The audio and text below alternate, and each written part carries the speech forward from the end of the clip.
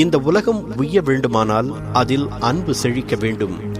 உலகுக்கு அன்பை போதித்த பல மகான்களின் பெயர்களை வரலாறு அன்போடும் மரியாதையோடும் இன்றும் சுமந்து நிற்கிறது. அந்த மகான்களுள் ஒருவரை சந்திப்போம். அவர் வாழ்ந்த வாழ்க்கையை சிந்திப்போம்.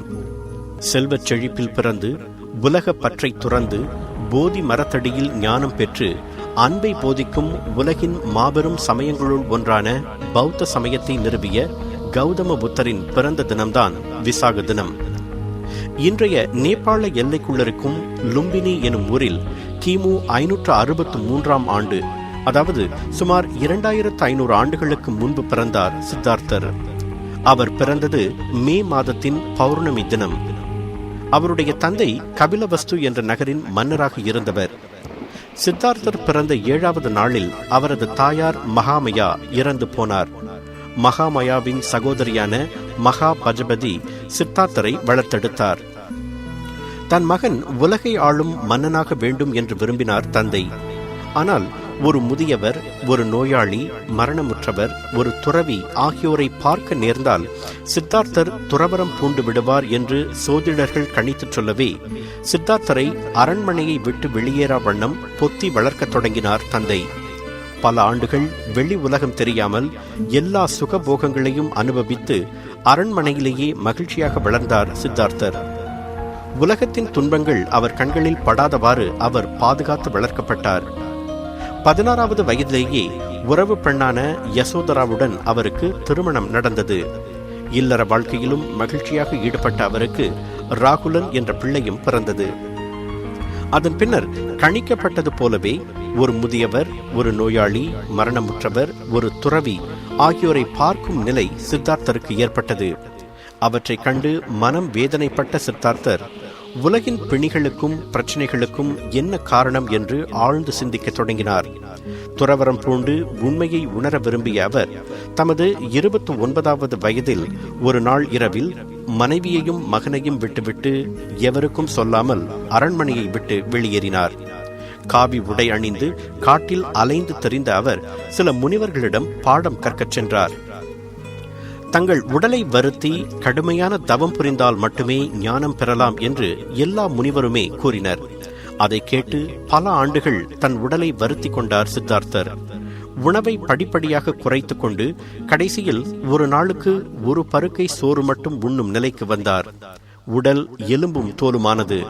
ஆனால் அது போன்ற கடும் துறவால் உடல் சோர்ந்து மூளையும் சோர்வடைவதால் உண்மையை அடைய அதுவல்ல வழி என்று உணர்ந்தார். மீண்டும் உணவு உண்ணத் தொடங்கினார்.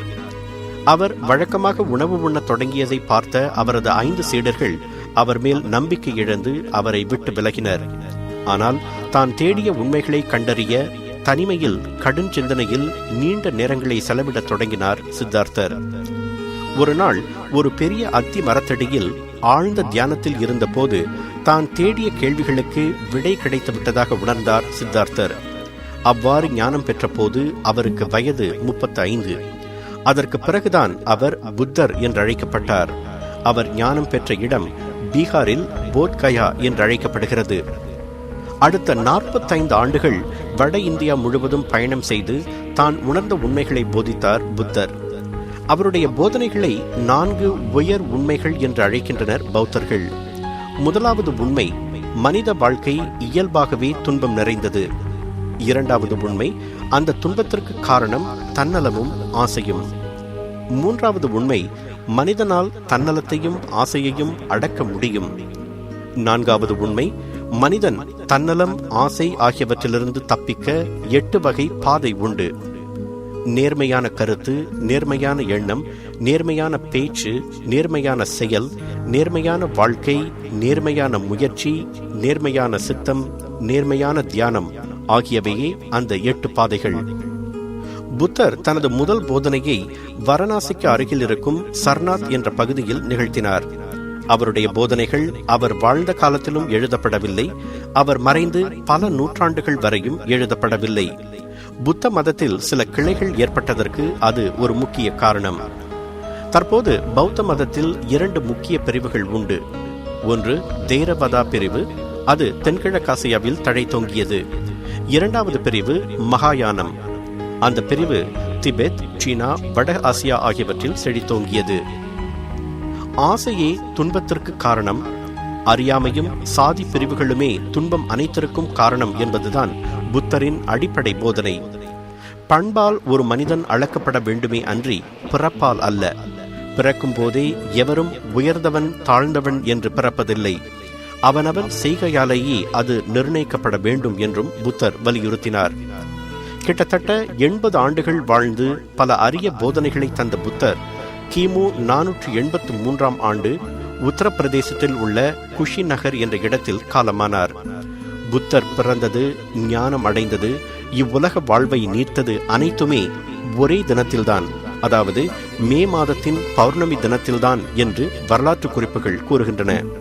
அதனால்தான் விசாக தினத்தை பௌத்தர்கள் சிறப்பாக கொண்டாடுகின்றனர்.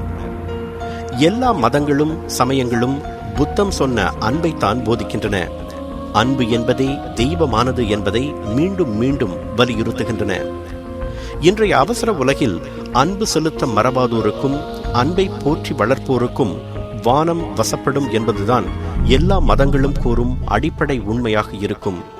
எனவே தொடர்ந்து அன்பு செய்து அதன் மூலம் வானத்தை வசப்படுத்துவோம்.